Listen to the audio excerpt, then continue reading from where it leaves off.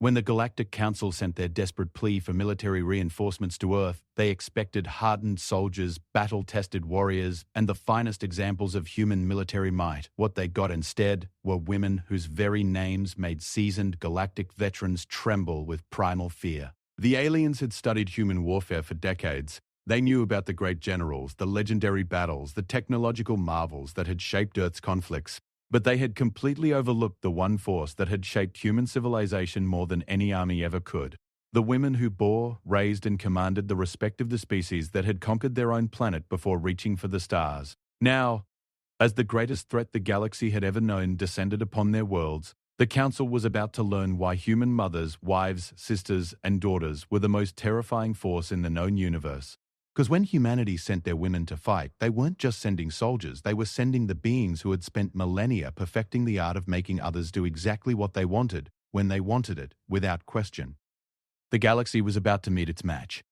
Ambassador Zekthul of the Zaranathi Empire had faced down cosmic horrors that devoured entire star systems, negotiated peace treaties with species whose very touch was poison, and survived the great cleansing wars that had reshaped the galaxy.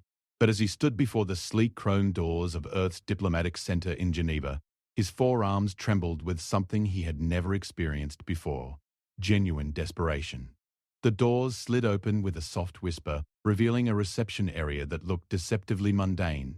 White walls, soft lighting, and furniture that seemed designed for creatures much smaller than most galactic species. Behind a curved desk sat a human female, her auburn hair pulled back in what the cultural briefings had called a bun. She looked up from her workstation with brown eyes that seemed to catalogue every detail of his appearance in an instant. "Ambassador Zekthul," she said, pronouncing his name with perfect accuracy despite the clicking consonants that most species struggled with. "I'm Sarah Chen, Deputy Director of Extraterrestrial Relations. Secretary General Harrison is waiting for you in Conference Room 7. Zekthul's translator implant processed her words, but there was something in her tone that the technology couldn't quite capture. It was professional, certainly, but underneath lay a quality he couldn't identify. Not threat, exactly, but something that made his survival instincts whisper warnings. "Thank you," he managed, following her through corridors lined with artwork from across human history. Paintings of battles, sculptures of leaders, tapestries depicting scenes of triumph and tragedy. Each piece seemed to tell a story of a species that had fought its way from scattered tribes to interstellar civilization in the cosmic equivalent of an eye blink. Sarah's heels clicked against the polished floor in a rhythm that somehow reminded him of military formations. Everything about her movement suggested precision, purpose, and an economy of motion that spoke of efficiency refined through generations. She paused at an intersection, gesturing toward a particular painting. "The Battle of Stalingrad," she explained, noticing his gaze. "One of our more instructive conflicts. Sometimes the greatest victories come from simply refusing to surrender." Her smile was warm, but Zekthul found himself wondering if humans practiced the expression the way his people practiced combat maneuvers. Conference Room 7 was larger than he had expected, with a curved table that could accommodate the varying anatomies of different species. Secretary General Harrison rose from her seat as they entered, another human female, this one older, with silver hair and eyes the color of winter skies. Her handshake was firm, without being aggressive, but Zekthul noted the calluses on her palms that spoke of a past involving more than diplomatic paperwork. "Ambassador," Harrison said, settling back into her chair with fluid grace. "Your request was urgent. Please, explain the situation." Zekthul activated his personal hologram projector, filling the center of the table with a three-dimensional map of the galaxy. Red sectors spread like an infection across the familiar star patterns, consuming worlds that had stood for millennia. "The Devourers," he began, his voice carrying the weight of civilizations lost. "They appeared 18 months ago from what we thought was empty space beyond the galactic rim. No communication, no negotiation, no demands. They simply arrive, strip a world of all biological matter, and move on." Harrison leaned forward, studying the tactical display with the same intensity Zekthul had seen in the galaxy's finest military strategists. "Their technology? Superior to anything we possess. Energy weapons that ignore our shields, ships that move faster than our sensors can track, and worst of all, they adapt. Every strategy we employ becomes useless after a single encounter." Zekthul manipulated the display, showing fleet formations being systematically destroyed. We estimate they will reach the core worlds within 6 months. Sarah had been taking notes on a device so thin it was nearly transparent. She looked up with a question that made Zekthul's translator struggle. What do they want? That's just it, Zekthul replied, his anxiety creeping into his voice. We don't know. They don't conquer. They consume. They don't enslave. They eradicate. There's no pattern we can discern. No logic we can follow. They are entropy given form and purpose. Harrison exchanged a glance with Sarah that lasted perhaps 2 seconds, but somehow conveyed volumes of information. It was a communication method that bypassed technology entirely, relying on shared experience and understanding that spanned decades. You mentioned in your initial communication that other member species have provided military support, Harrison said. What kind of assistance are you seeking from humanity? Zekthul straightened all 4 shoulders, falling into the formal presentation posture of his people. The Galactic Council has studied human military history extensively. Your species has demonstrated remarkable adaptability in warfare, often overcoming superior technology through tactical innovation and what your people call thinking outside the box. We request that Earth provide military advisors and strategic specialists to help coordinate our defensive efforts. The silence that followed stretched for nearly a minute. Harrison steepled her fingers, her gaze fixed on the holographic display where red continued to spread across blue star systems. Sarah had stopped taking notes, instead watching her superior with the patience of someone accustomed to waiting for decisions that affected millions of lives. How many advisors are you requesting? Harrison asked finally. Our simulations suggest that 50 to 100 of your finest military minds could provide the strategic insights needed to turn the tide of this conflict. We have prepared facilities on Kepler Station to accommodate human environmental needs. And 50 to 100, Harrison interrupted gently, male or female. The question caught Zekthul off guard. In galactic society, gender distinctions rarely mattered in military contexts. Most species had either evolved beyond such considerations or had never developed them in the first place. The Council had not specified gender preferences. Your military records suggest that human females are equally capable in strategic roles, so either would be acceptable. Another of those wordless communications passed between the 2 human women. This time, Zekthul caught something in their expressions that his survival instincts interpreted as distinctly predatory. Not dangerous to him personally, but suggesting that something in their environment was about to face a significant threat. I think, Harrison said slowly, that we may be able to provide exactly what you need. Sarah, please prepare a preliminary list of candidates. Already compiled, Sarah replied, producing a datapad from seemingly nowhere. I took the liberty of running through our personnel databases during the ambassador's presentation. Zekthul felt a flutter of unease.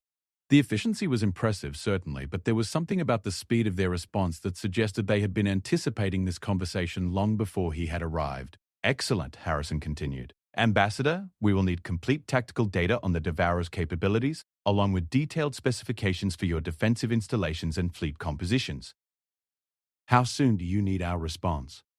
The situation deteriorates daily. If Earth could provide an answer within the week, you'll have it within 48 hours, Sarah said, already making notes. We'll also need clearance for a preliminary reconnaissance mission. Some of our specialists prefer to assess situations personally before committing to extended deployments. Zekthul's relief was palpable. After months of bureaucratic delays and political maneuvering with other Council species, the humans' direct approach was refreshing. Of course, whatever access your people require, the Council has granted full cooperation protocols for this mission. Wonderful, Harrison said, rising from her chair. Sarah will coordinate the details with your staff. In the meantime, please transmit all available intelligence on Devourer tactics and technology. Our people will want to review everything before deployment. As the meeting concluded and Zekthul was escorted to his transport, he felt optimistic for the first time in months. The humans had reputation for military innovation that bordered on the miraculous. Their ability to find unconventional solutions to impossible problems was legendary throughout Council space. He had no way of knowing that in a secure communication center 3 levels below the Geneva facility, Sarah Chen was placing a call that would reach women across 6 continents. Women whose children were grown, whose careers had prepared them for challenges that made galactic warfare look simple, and whose patience had been refined through decades of dealing with problems that couldn't be solved through conventional means. The call list included Margaret Thompson, former CEO of the largest logistics corporation in human space and mother of 5. Elena Vasquez, who had spent 20 years managing emergency medical responses in disaster zones and raising twins. Colonel Ruth Nakamura, recently retired from military intelligence and grandmother of 7. Professor Lisa Wang, former university chancellor who had navigated academic politics while maintaining 3 research grants and a marriage. And 46 others, each selected not for their military experience but for a far rarer and more valuable qualification. They were women who had learned the most difficult skill in the universe: how to make others do what needed to be done, when it needed to be done, without complaint or question. They had mastered the art of logistics under pressure, strategy under stress, and leadership under conditions that would break most trained soldiers. The galaxy's greatest threat was about to encounter humanity's secret weapon. Women who had spent decades turning chaos into order, one impossible situation at a time. As Zekthul's transport lifted off into the Swiss afternoon sky, he felt certain that salvation was at hand. The Council's military analysts had been correct. Human strategic thinking was exactly what the galaxy needed. He had no idea that he had just requested reinforcements from the most formidable force in human history. Mothers, wives, sisters, and daughters who had been keeping human civilization running smoothly, while the men focused on glory and conquest. The Devourers were about to learn why, in human society, the phrase, "because I said so," carried more weight than any military command in the galaxy. Kepler Station hung in the void like a mechanical flower, its rotating sections and docking rings spreading outward from a central hub that housed the galaxy's most advanced tactical coordination center. For 3 months it had been the beating heart of the war effort against the Devourers, processing intelligence from 1,000 worlds and coordinating the movements of fleets that represented every major species in Council space. Admiral Vorthak of the Hegemony Navy stood in the main observation deck, his scales shifting color in a pattern that betrayed his deep anxiety. Around him, officers from dozens of species worked at stations designed to accommodate everything from the crystalline forms of the resonance to the gaseous bodies of the ethereals. The diversity was impressive, the dedication unquestioned, but the results remained depressingly consistent. "Another sector gone," reported Lieutenant Commander Sithik, her tentacles dancing across holographic displays with practiced efficiency. The 14th Fleet managed to evacuate most of the population from Kera's Prime, but the Devourers stripped the planet bare in under 6 hours. Warthak's scales rippled through deeper shades of blue, a physiological response to stress that had evolved over millions of years. The Devourers' efficiency was beyond horrifying. It was mathematically perfect. No matter what defensive strategies the Council deployed, no matter how cleverly they positioned their forces or how advanced their weapons, the outcome never varied. Time until they reached the next inhabited system? 18 standard days, sir. The Valdris system has already begun evacuation procedures, but with a population of 12 billion, the sentence didn't need completion. They all knew the mathematics of survival by now. Moving 12 billion beings required infrastructure that took months to establish, and they had 18 days. The best they could hope for was saving perhaps 10% of the population.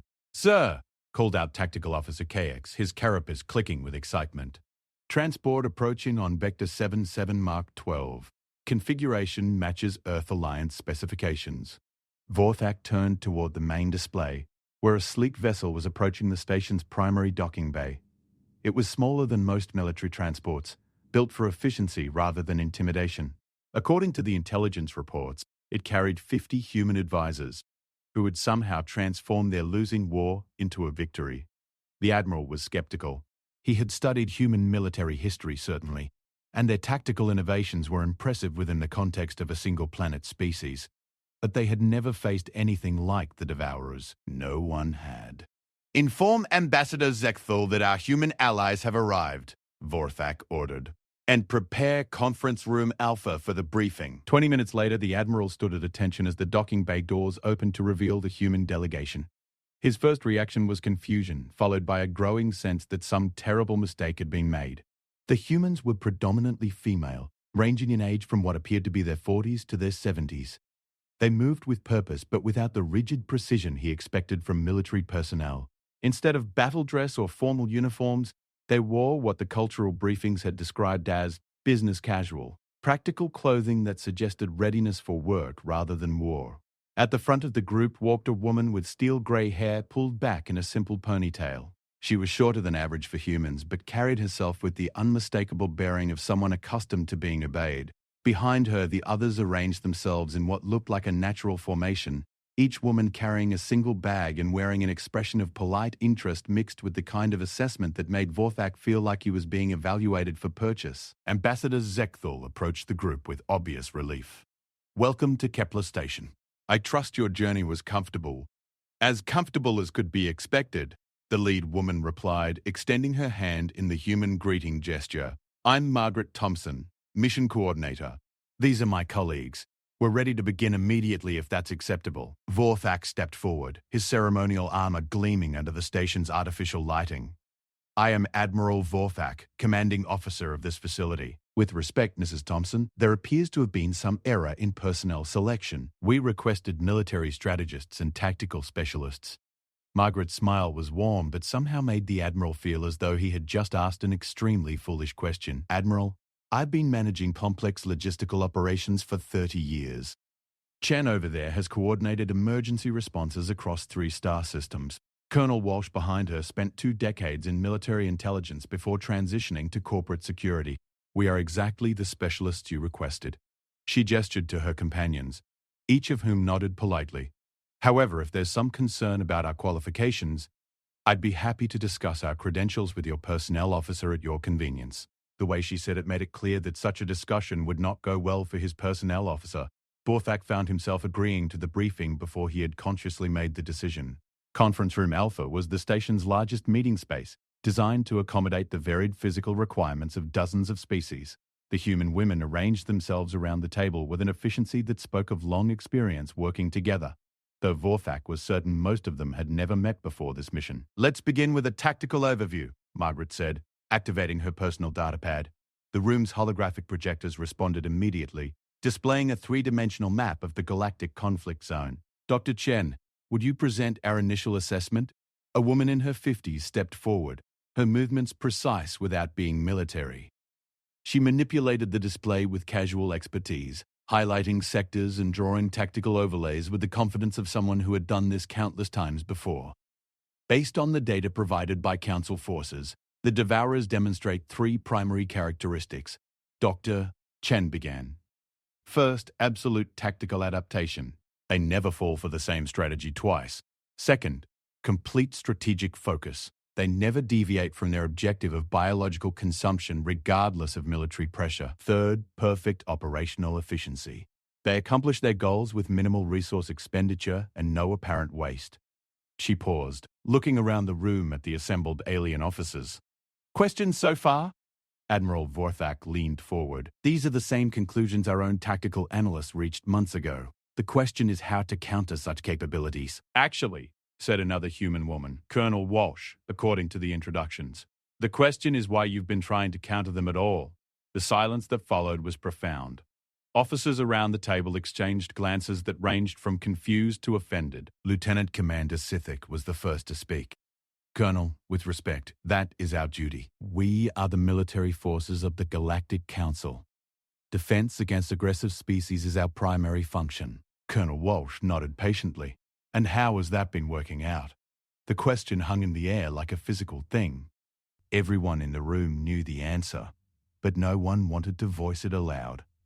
3 months of engagement with the Devourers had resulted in systematic defeat across every theater of operation. Not close defeats, absolute ones. Margaret Thompson activated another section of the holographic display, showing resource allocation charts and supply line analytics. "You've been fighting a war," she said simply. "The Devourers aren't interested in war. They're interested in consumption. Those are completely different activities with completely different solutions." She stood, walking around the table with the measured pace of someone delivering a lecture. "War assumes that your enemy wants something you can deny them, or that they can be convinced to stop through superior force. The Devourers want biological matter, and they take it regardless of how many ships you throw at them. You might as well try to negotiate with a forest fire." Dr. Chen took over the presentation, highlighting shipping routes and population centers. "However, forest fires can be managed. They can be contained. redirected, and eventually extinguished if you understand their nature and stop trying to treat them like an enemy army. Admiral Vorthak felt his world shifting beneath him. These humans were suggesting that 3 months of military strategy had been fundamentally wrong from the beginning. "What do you propose?" "Give them what they want," Margaret said simply. "Just not in the way they expect to get it." The room erupted in shocked voices speaking a dozen languages. The universal translator struggled to keep up with overlapping conversations about surrender, collaboration, and treason. Margaret waited patiently for the noise to subside, then continued as though nothing had happened. "Vasquez will explain the biological components of our strategy. Colonel Patterson will handle the logistical requirements. Dr. Kim will coordinate the technological implementation. But first, I need to know something about your supply chains." She activated another display showing shipping routes throughout council space. "How long does it take to move bulk organic matter from agricultural worlds to processing centers?" Lieutenant Commander Sithik answered automatically. "Standard shipping routes require anywhere from 2 to 6 weeks, depending on distance and cargo priority." "And emergency redistribution?" "Emergency protocols can reduce that to days for high-priority shipments, but the infrastructure requirements are enormous." Margaret nodded as though this confirmed something she had expected. "Colonel Walsh, assessment of their tracking capabilities?" "Primitive by our standards," Walsh replied, consulting her own datapad. "They're accustomed to interstellar distances and obvious targets. No experience with rapid tactical redeployment or camouflaged logistics networks." Vorthak was beginning to understand that this conversation was following a script that the human women had prepared in advance. They weren't discovering solutions. They were implementing a plan that already existed. "Mrs. Thompson," he said carefully, "what exactly are you proposing?" Margaret smiled, and for the first time since the Devourers had appeared, Admiral Vorthak felt something that might have been hope. "Admiral, in human society, there's an old saying, if you can't beat them, join them. The Devourers want to consume biological matter from inhabited worlds. We're going to make sure that when they arrive, they find exactly what they're looking for." She paused, looking around the room at faces that ranged from confused to horrified. "We're just going to make sure it's not what they expect." The human women exchanged glances that spoke of shared understanding built over decades of turning impossible situations into manageable problems. They had assessed the greatest threat in galactic history and treated it like any other crisis that needed to be resolved efficiently and with minimal drama.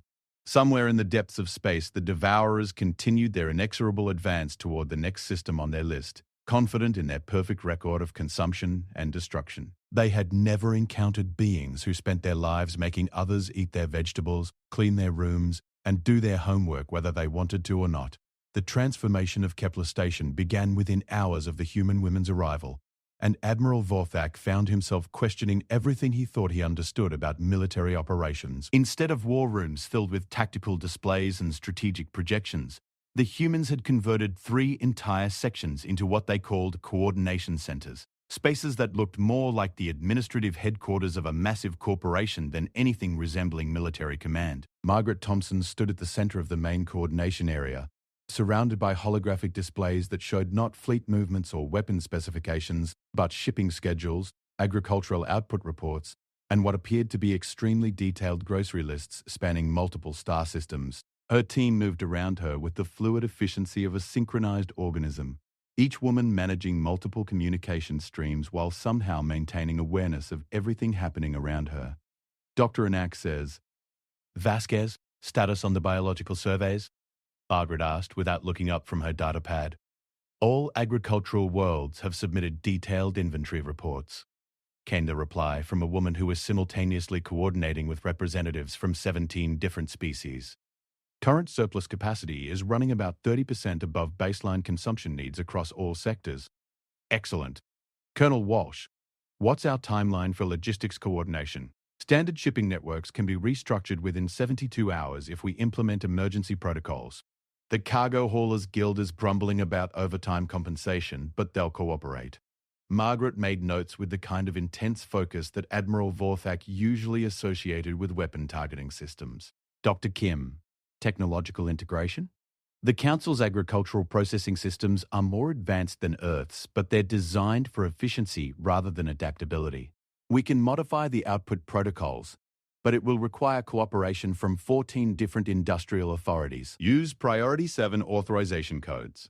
Admiral Vorth had been observing this exchange for nearly an hour, trying to understand how agricultural reports and shipping schedules were supposed to defeat the most dangerous threat the galaxy had ever known. Finally, his confusion overcame his diplomatic training. Thompson, with respect, I fail to understand how food distribution networks are relevant to our current crisis. Margaret looked up from her work, and Vorthak was struck by the realization that her expression was exactly the same as his own grandmother's had been when explaining something that should have been obvious to a slow grandchild. Admiral, what do the Devourers consume? Biological matter, all organic material from inhabited worlds. And where does the majority of biological matter on inhabited worlds come from? Vorthak paused, his tactical training warring with what seemed like an absurdly simple question. Agriculture. Food production systems, primarily. Exactly. The Devourers aren't just consuming populations, Admiral. They're consuming entire planetary biospheres.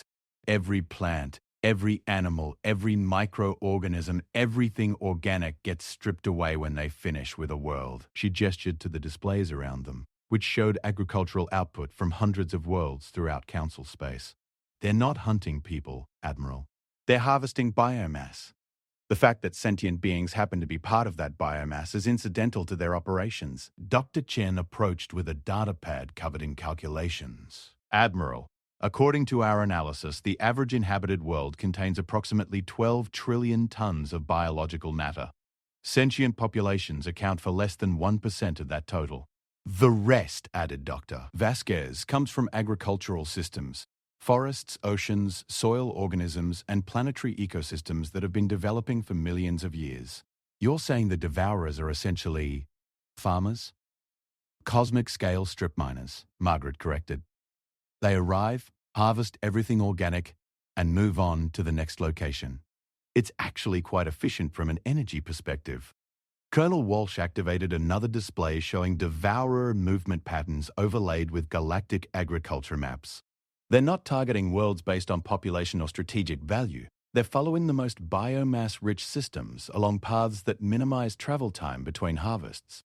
The implications hit Admiral Vorthak like a physical blow. 3 months of military strategy based on the assumption that they were fighting an enemy that wanted to conquer or destroy, when in reality they were facing something that simply wanted to eat. So, how do we stop them? We don't, Margaret said simply. We redirect them. She activated a new series of displays showing what appeared to be shipping routes and warehouse locations throughout Council space. Dr. Kim has been analyzing Devourer sensory capabilities. They locate biomass through gravimetric sensing and electromagnetic signature analysis. Essentially, they can detect large concentrations of organic matter from interstellar distances. Dr. Kim stepped forward with the kind of enthusiasm that Vorthak had learned to associate with humans who are about to explain something that would fundamentally change his understanding of reality. Their scanning systems are incredibly sophisticated for detecting planetary-scale biomass concentrations, but they're designed for targets that don't move. They expect to find biological matter distributed across planetary surfaces in predictable patterns. Cities, forests, agricultural zones. They're not equipped to track rapidly moving targets, added Dr. Sieg. Vasquez, especially ones that don't follow conventional distribution patterns. Margaret smiled with the satisfaction of someone whose plan was coming together exactly as expected. We're going to give them exactly what they want, Admiral. Massive concentrations of biological matter, ready for harvest. She manipulated the display to show a three-dimensional model of space surrounding the next system in the Devourer's path. The Valdris system contains 12 billion inhabitants across 4 worlds. Traditional evacuation would say perhaps 1 billion beings. Our approach will save them all. How? By making sure the Devourers find what they're looking for without having to strip the planets to get it. The display shifted to show the agricultural systems throughout the sector, highlighting massive food production facilities, biomass processing centers, and organic matter storage networks. Council space produces approximately 40% more biological matter than it consumes. That surplus is typically stored in orbital facilities or transported to developing systems. Colonel Walsh took over the explanation with military precision. We're going to concentrate all surplus biomass from 7 sectors into mobile storage platforms positioned along the Devourer's approach vector. The platforms will be configured to emit the same electromagnetic signatures as populated planets. When the Devourers arrive, Dr. Chen continued, they'll detect massive biological concentrations exactly where they expect to find them. Their harvesting systems will engage automatically, and instead of spending weeks stripping 4 planets bare, Margaret concluded, they'll collect the equivalent biomass in a matter of hours and move on to the next target. Admiral Vorthak stared at the display showing shipping routes that would concentrate the agricultural output of dozens of worlds into movable bait for cosmic predators. You want to feed them. We want to satisfy their requirements with minimal impact on inhabited worlds, Margaret corrected. It's essentially the same strategy human parents use with toddlers. You give them something to keep them occupied so they don't destroy everything else while you're trying to accomplish actual tasks. The comparison made Vorthak's scales shift color in patterns that indicated deep philosophical confusion. You're comparing the greatest threat in galactic history to children? Destructive, single-minded entities with enormous appetites and no consideration for the convenience of others? Dr. Vasquez shrugged. The comparison seems apt. Around the coordination center, other human women were implementing the plan with the kind of methodical efficiency that Vorthak was beginning to realize was their species' secret weapon. Colonel Patterson was coordinating with shipping guilds across 3 sectors, somehow convincing them to redirect their entire operations with nothing more than polite requests and what appeared to be extremely detailed spreadsheets. Dr. Lin was working with agricultural authorities to estimate surplus biomass availability, while simultaneously arranging for orbital platforms to be repositioned along specific flight paths. The logistical requirements for this plan are staggering, Vorthak observed. Moving that much biological matter, coordinating shipping across multiple sectors, reconfiguring storage platforms are well within normal parameters for holiday season food distribution, Margaret replied without looking up from her calculations. Chen, what's our timeline for implementation? Assuming cooperation from all major shipping authorities and no significant equipment failures, we can have the first biomass concentrations in position within 6 days. Full deployment will be complete in 11 days. The Devourers will reach the system in 18 days, Admiral Vorthak said slowly, which gives us 7 days of buffer time for unexpected complications. Margaret nodded. Quite reasonable for an operation of this scale. Admiral Vorthak found himself wondering if human women routinely managed projects that involved moving the equivalent of planetary ecosystems across interstellar distances. Their casual confidence suggested that this was merely a scaling up of operations they performed regularly. What if they don't take the bait? What if they ignore the concentrated biomass and proceed to the planets anyway? Margaret's expression shifted to what Vorthak was learning to recognize as her explaining the obvious to someone who should know better. Look, Admiral, have you ever known a teenager to ignore easily accessible food in favor of cooking for themselves? The analogy was so absurd that Vorthak almost laughed. Almost. But as he watched the Coordination Center transform the galaxy's war effort into what appeared to be the universe's most complex meal delivery service, he began to suspect that these human women might actually know what they were doing. Around him, beings who had spent months preparing for glorious last stands were instead learning to optimize shipping schedules and calculate biomass-to-volume ratios. It was completely unlike any military operation in galactic history. It was also the first plan that actually seemed likely to work. The Valdris system's 4 worlds had never seen anything like the organized chaos that descended upon them in the week following the human women's arrival at Kepler Station. Massive cargo haulers arrived hourly, their holds filled not with military equipment or evacuation supplies, but with what appeared to be the galaxy's largest grocery delivery operation. Admiral Vorthak stood in the primary observation deck, watching through the station's enhanced sensors as the plan unfolded across space on a scale that defied his understanding of logistics. Orbital platforms that had been scattered throughout 7 sectors were now arranged in a careful pattern along the Devourer's predicted approach vector, each one loaded with concentrated biomass from dozens of agricultural worlds. Final platform is in position, reported Lieutenant Commander Sithek, her tentacles dancing across sensor controls with practiced efficiency. All biomass concentrations are reading within acceptable parameters. Define acceptable, Admiral Vorthak requested, though he wasn't sure he wanted to know the answer. Each platform contains the biological equivalent of approximately 2 billion tons of organic matter, came the voice of Dr. Kim from the Coordination Center.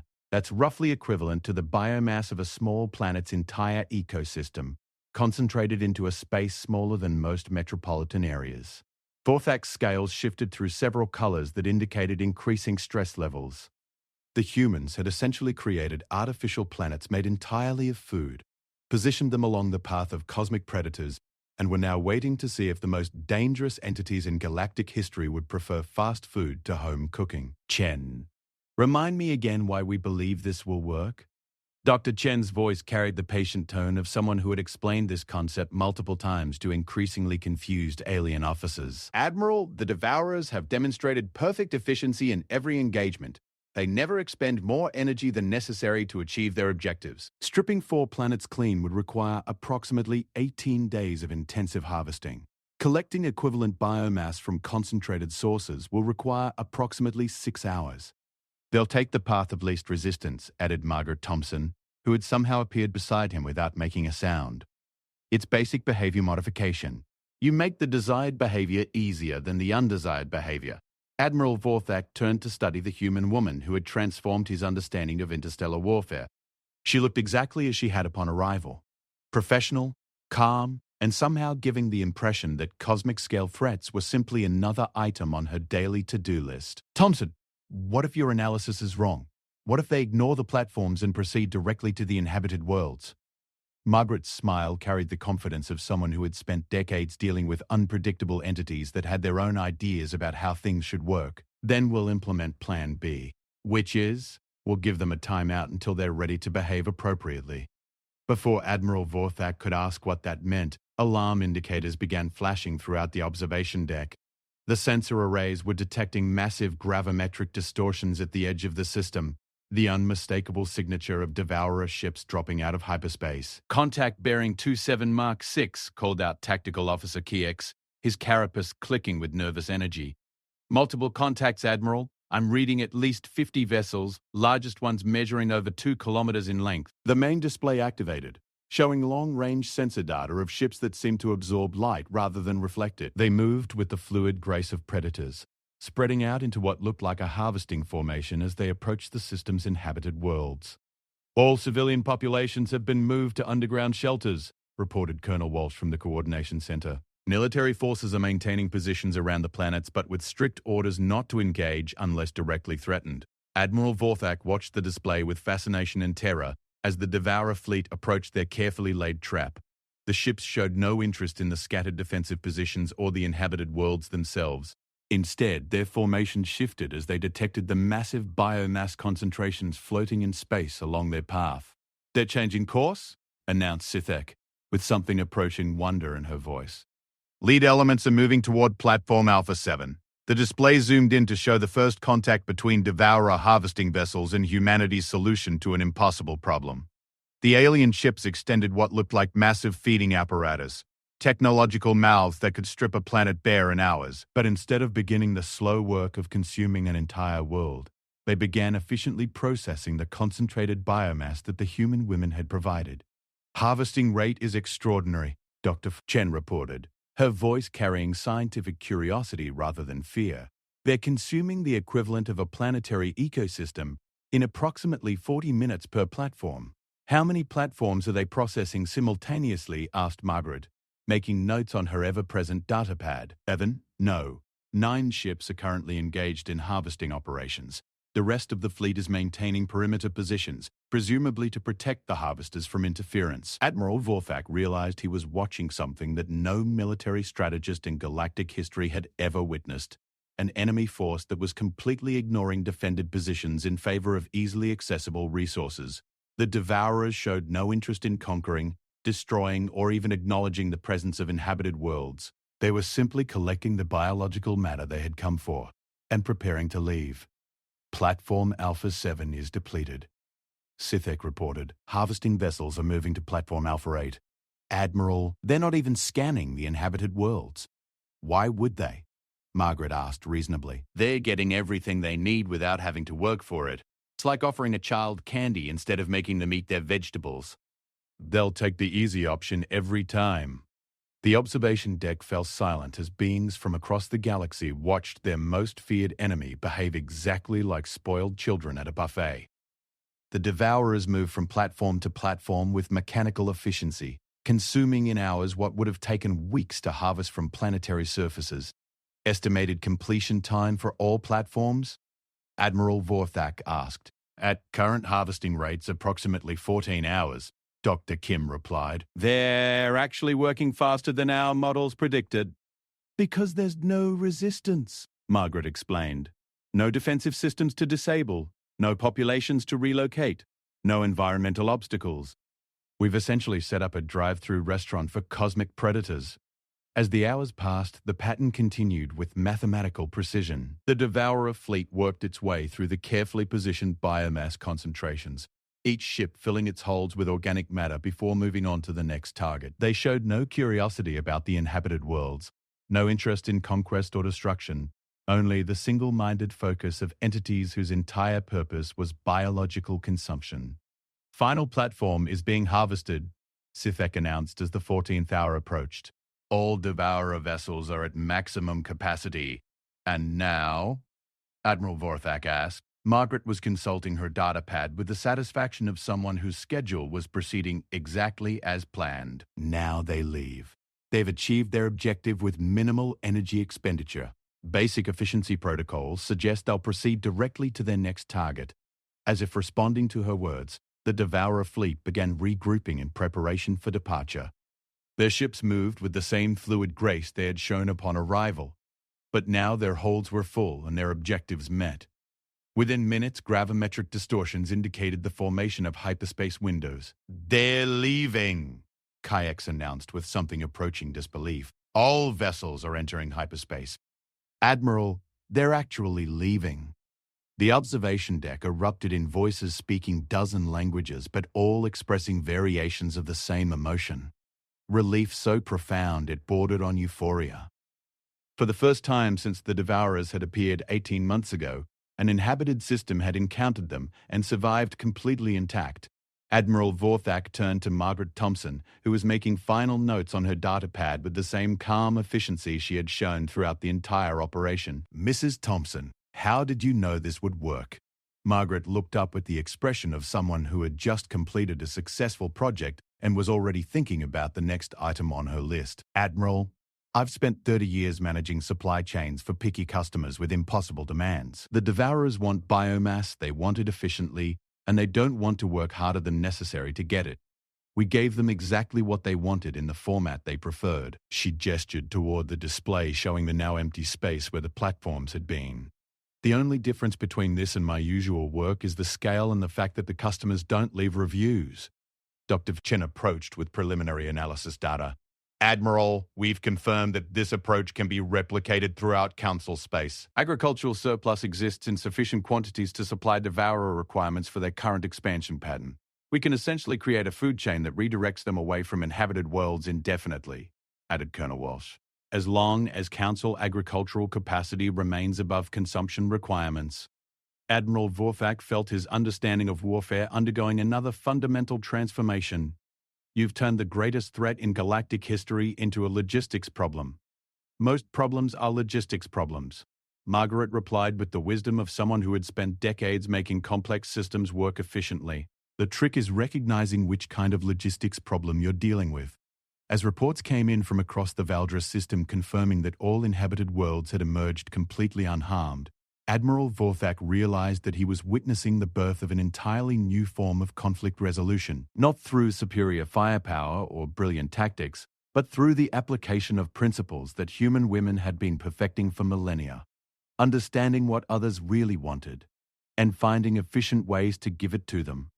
The Galactic Council had requested military advisors to help them fight an unwinnable war. Instead, they had received logistics coordinators who had turned war into a manageable service industry. And somehow, that was exactly what the galaxy had needed. 6 months after the Battle of Valdris, though historians would later debate whether something that involved no actual fighting could be called a battle, the Galactic Council convened an emergency session on the neutral world of Harmony Prime.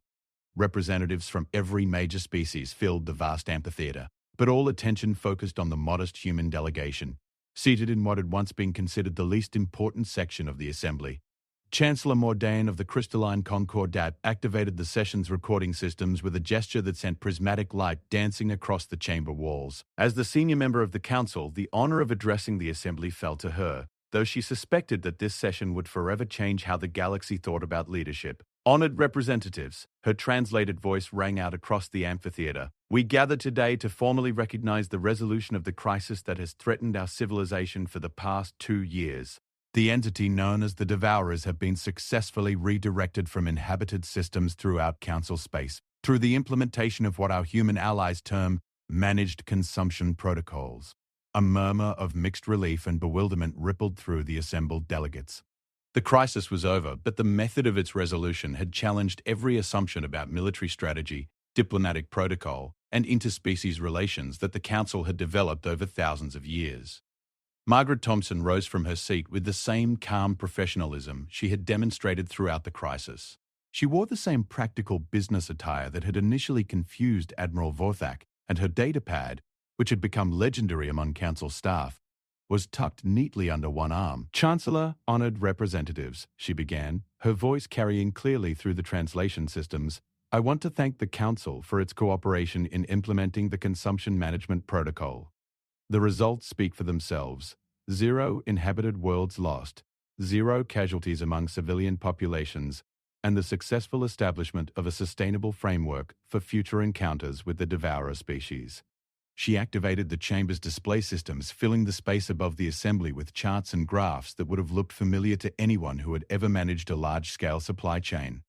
Instead of casualty reports and battle damage assessments, the data showed shipping schedules, agricultural output projections, and what appeared to be customer satisfaction metrics. The key insight, Margaret continued, was recognizing that the Devourers were not an enemy to be defeated, but a natural force to be managed. Like a river during flood season, their behavior follows predictable patterns that can be channeled in ways that minimize damage to existing infrastructure.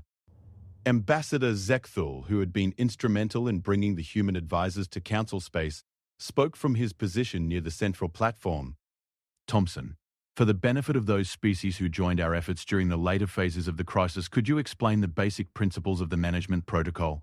Margaret's smile carried the patience of someone who had explained these concepts hundreds of times to dozens of different species, many of whom had initially been skeptical that problems requiring military solutions could be addressed through what humans called household management techniques. Certainly, Ambassador. The protocol operates on 3 fundamental principles that should be familiar to any species that has successfully managed complex social structures. She gestured to the display, which shifted to show simplified flowcharts that somehow made cosmic-scale logistics look like common sense. First, understand what the other party actually wants, rather than what you think they want. The Devourers don't want conquest, territory, or even the destruction of other species. They want biological matter for consumption, obtained with minimal energy expenditure. The display showed comparative energy costs between planetary harvesting and concentrated biomass collection. The difference is so stark that even species without mathematical inclinations could understand the implications. Second, make the desired behavior easier than undesired behavior. By concentrating surplus agricultural output along their travel routes, we gave them access to the biological matter they required without the time and energy costs of planetary strip mining. Chancellor Mordain found herself nodding along with the explanation, though part of her wondered when military strategy had started sounding like child-rearing advice. And the third principle? Maintain consistent expectations. The Devourers now know that when they encounter Council space, they'll find readily available biomass supplies positioned for efficient collection. This creates predictable behavior patterns that can be incorporated into long-term planning. The display shifted to show projected Devourer movements over the next decade, their paths now following supply depot locations rather than inhabited systems. It looked less like a military campaign and more like a delivery route. Admiral Vorthak, who had become something of a celebrity throughout Council space for his role in implementing the first successful Devourer management operation, rose to address the assembly. Honored representatives, I must confess that when the human advisors first arrived at Kepler Station, I believed there had been some error in personnel selection. I expected military strategists and tactical specialists. Instead, we received logistics coordinators and what they termed organizational behavior experts. His scales shifted through colors that indicated both amusement and profound respect. I now understand that this was not an error, but the most precise matching of specialists to problem requirements in Council history. He gestured toward Margaret and her colleagues, who were listening with the polite attention of people accustomed to being thanked for doing what they considered routine work. These individuals possess skills that no military academy in Council space teaches: the ability to analyze complex systems involving multiple competing interests, identify underlying motivational patterns, and implement solutions that satisfy all parties' fundamental requirements while minimizing conflict and resource expenditure. Dr. Chen stood to address a question from the ethereal representative, whose communication method required specialized translation equipment. Yes, the management protocol can be scaled to accommodate multiple devourer groups operating in different sectors. The key is maintaining adequate agricultural surplus levels and ensuring efficient distribution networks. She activated a section of the display showing agricultural capacity throughout Council space. Current projections indicate that we can support 3 to 5 additional devourer groups within existing production parameters, provided that member worlds maintain their cooperation with the surplus allocation protocols. The implications were staggering. The Council had not merely survived the devourer crisis. They had developed a framework that could potentially manage any number of similar threats through what amounted to industrial-scale meal planning. Representative Clix of the Merchant Coalition asked the question that many in the Assembly were thinking: Mrs. Thompson, how did humanity develop such sophisticated management capabilities? What in your species' history prepared you for challenges of this scale? Margaret exchanged glances with her colleagues before answering, and Admiral Vorthak recognized the wordless communication that had characterized human coordination throughout the crisis. Representative Clix: human civilization developed around family units where adults were responsible for managing the needs, wants, and behaviors of multiple individuals with limited communication skills, unpredictable behavior patterns, and competing resource requirements. She paused, looking around the amphitheater filled with beings from across the galaxy who were hanging on her every word. We call these individuals children, and managing them successfully requires exactly the same skills needed to address the devourer situation: understanding underlying motivations, providing appropriate resources at optimal times, establishing consistent behavioral expectations, and maintaining operational efficiency under constantly changing conditions. Species that had built empires spanning multiple star systems were grappling with the realization that their salvation had come from beings who considered cosmic-scale logistics to be a scaled-up version of getting everyone fed, dressed, and out the door on time. Chancellor Mordain was the first to break the silence. Are you telling us that you resolved the greatest crisis in galactic history using parenting techniques? Among others, Margaret confirmed with the matter-of-fact tone of someone discussing routine business operations. Vasquez applied principles from emergency medical coordination. Colonel Walsh used methods from corporate security management. Dr. Kim drew on supply chain optimization techniques from commercial shipping. She gestured to her colleagues again. The common factor is that we all had experience managing complex systems where multiple parties wanted different things. Resources were limited, and failure to maintain operational efficiency would have serious consequences. Colonel Walsh stood to add her perspective. The Devourers presented a management challenge, not a military problem. They had specific requirements, predictable behavior patterns, and clear optimization priorities. Once we understood those factors, developing an appropriate response was straightforward. The word straightforward echoed through the amphitheater's translation systems in dozens of languages, each rendering carrying the same implications. These human women had looked at the most dangerous threat in galactic history and seen a routine organizational problem. Ambassador Zekthul rose again, his formal posture conveying the gravity of what he was about to propose. Chancellor, honored representatives, I move that the Council formally establish the Human Management Protocol as the standard framework for addressing similar crises. Furthermore, I propose that we request Earth to establish a permanent advisory council to assist with future organizational challenges. The motion was seconded by representatives from 17 different species before Chancellor Mordain could formally recognize it for discussion. The vote, when it came, was unanimous. As the session concluded and delegates began filing out of the amphitheater, Admiral Vorthak approached the human delegation with the respectful bearing of someone who had learned to recognize expertise when he encountered it. Mrs. Thompson, on behalf of the galactic military community, I want to thank you for teaching us that not every threat requires weapons to defeat. Margaret smiled with the warmth of someone who genuinely enjoyed helping others solve their problems. Admiral, most conflicts arise from unmet needs and poor communication. Once you address those factors, the solutions usually become apparent. She gathered her datapad and prepared to leave, then paused as though remembering something important. Oh, and Admiral, if you encounter any other cosmic scale management challenges, Earth has plenty of women with grown children and successful careers. We're always happy to help. As the human delegation departed, Admiral Vorthak found himself wondering what other impossible problems might be solved by individuals who spent their lives making complex systems work efficiently, while keeping everyone involved reasonably satisfied. The galaxy had learned that its greatest strength was not its weapons or its military strategies, but its ability to call upon beings who understood that the universe was essentially a very large household that needed to be managed with patience, wisdom, and an endless supply of properly organized snacks. Somewhere in the depths of space, the Devourers continued along their predetermined routes, collecting the biological matter they required from carefully positioned supply depots, while completely ignoring the inhabited worlds that had once been their targets. They had no way of knowing that they were now being managed by the same beings who had spent millennia convincing entire households to eat their vegetables, do their chores, and get along with each other. And as long as the supply depots remained well-stocked and properly positioned, they would continue to follow their routes like the universe's largest, most dangerous, and most well-fed toddlers.